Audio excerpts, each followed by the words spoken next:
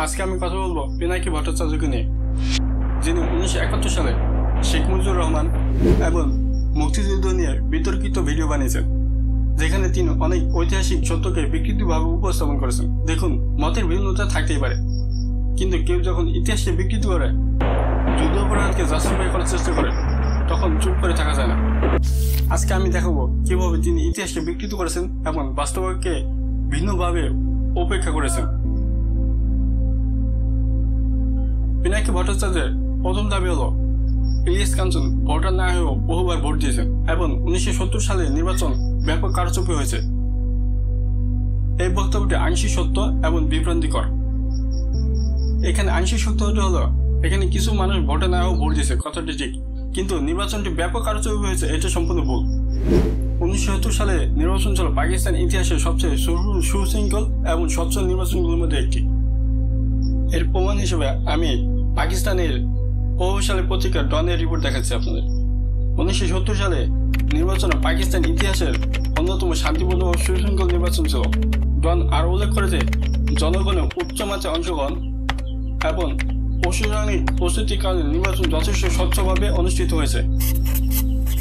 নির্বাচনের ফলাফল মেনে নিতে হবে, এই মর্মে একজন সম্পাদক ডনে লিখেছেন, পাকিস্তান যদি টিকে থাকতে চায় তাহলে জনগণের রায়কে সম্মান জানাতে হবে। এখন আমি আপনাদেরকে আন্তর্জাতিক মিডিয়ার তথ্য বলছি। দ্য নিউ ইয়র্ক টাইমস, নির্বাচনের ফল পূর্ব পাকিস্তানের স্বায়ত্তশাসনের প্রতি একটি বৈধ গণতান্ত্রিক ম্যান্ডেটের প্রতিফলন। দ্য টাইমস, শেখ মুজিবুর রহমানের বিজয় সম্পূর্ণ সন্দেহিত এবং যথার্থ ক্ষমতা হস্তান্তর হওয়া উচিত। এখন আমি ভিন্ন আন্তর্জাতিক পর্যবেক্ষণ ও কূটনৈতিক বক্তব্য, যেমন স্যার সিরিল র্যাডক্লিফ, পূর্ব পাকিস্তানের গণমানুষের আকাঙ্ক্ষা উপেক্ষা করা হলে তা দীর্ঘমেয়াদী সংঘাত সৃষ্টি করবে, এবং বিভিন্ন কূটনীতিবিদরাও নির্বাচনকে ফ্রি অ্যান্ড ফেয়ার হিসেবে স্বীকৃতি দিয়েছে। এখান থেকে বোঝা যায় 1970 সালের নির্বাচন ছিল গণতান্ত্রিক, স্বচ্ছ। এর বৈধতা দেশের ভিতর ও দেশের বাইরে সব ক্ষেত্রে স্বীকৃত ছিল।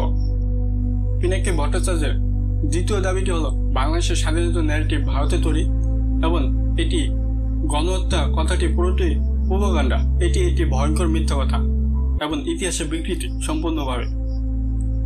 আমি আপনাদের নিচে বেশ কয়েকটি আন্তর্জাতিক প্রতিবেদন তুলে ধরেছি, যেখান থেকে আমি দেখাবো যে এই কথাটি কিভাবে মিথ্যা কথা। দ্য ব্লাড টেলিগ্রাফ, মার্কিন কূটনৈতিক আর্চার ব্লাড 1971 সালে বৃষ্টির মতো তার বার্তা ওয়াশিংটনে পাঠান।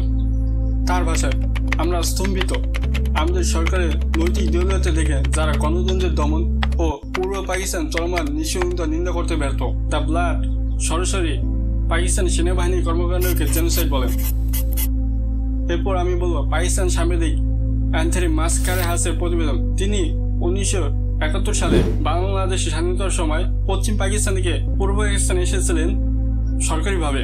তিনি দি সানডে টাইমসে 13 জুন 1971 সালে তিনি লিখেন, আমি নিশ্চিত যে পাকিস্তান সেনাবাহিনীর পদক্ষেপটি ছিল বাঙালিদের উপর একটি সংঘটিত গণহত্যা।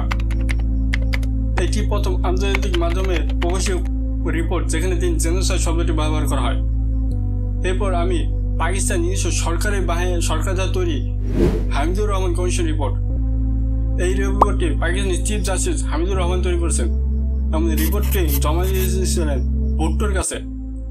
এই রিপোর্টে বলা হয়, সেনাবাহিনী কিছু সদস্য বেসামরিক বাহিনীদের উপর হত্যা করেছে শত্রু জাতি মনে করে। সেনারা ধর্ষণ করেছে, বাড়িঘর চালিয়ে দিয়েছে এবং সম্পদ লুট করেছে। এই রিপোর্টটি এখনো লুকিয়ে রাখা হয়েছে। এই রিপোর্টটি যখন 2000 সালের দিকে প্রকাশিত হয় তখন সেনাবাহিনীর মধ্যে অনেক ক্ষোভ বৃদ্ধি পায়, যার ফলে পাকিস্তান সরকার এখন এই রিপোর্টটি লুকিয়ে রেখেছে। এখন আমি আপনাদেরকে অ্যামনেস্টি ইন্টারন্যাশনাল 1972 সালের রিপোর্ট দেখাচ্ছি।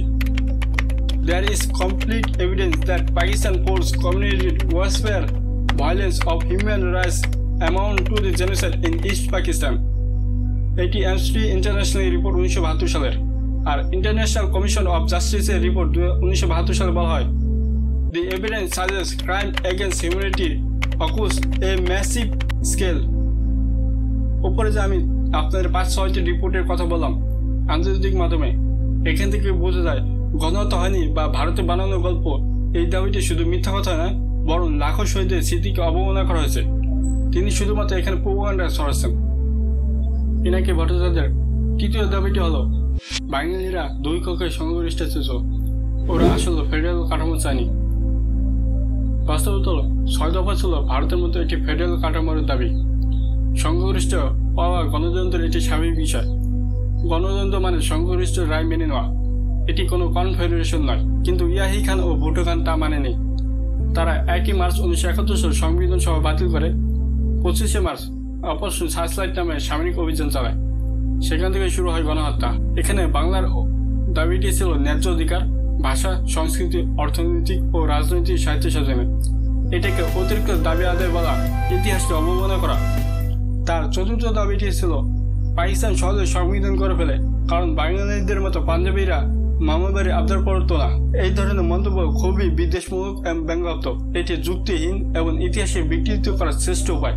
বাঙালিদের দাবি ছিল স্পষ্ট, যুক্তিপূর্ণ এবং গণতন্ত্র সীমার মধ্যে। সংবিধান হয়নি কারণ পশ্চিম পাকিস্তানের নেতৃত্ব ক্ষমতা হস্তান্তরে রাজি হয়নি। তার পঞ্চম দাবি হলো আওয়ামী লীগ বলে যে সংখ্যাগরিষ্ঠ আমরাই সবকিছু করব। এটা কোনো যুক্তি না। তখন ইয়াহি খান ঠিকই বলেছিল, এইভাবে দেশ চলতে পারে না। এই কথাটি আংশিক সত্য, তবে বিভ্রান্তিকর উপস্থাপন।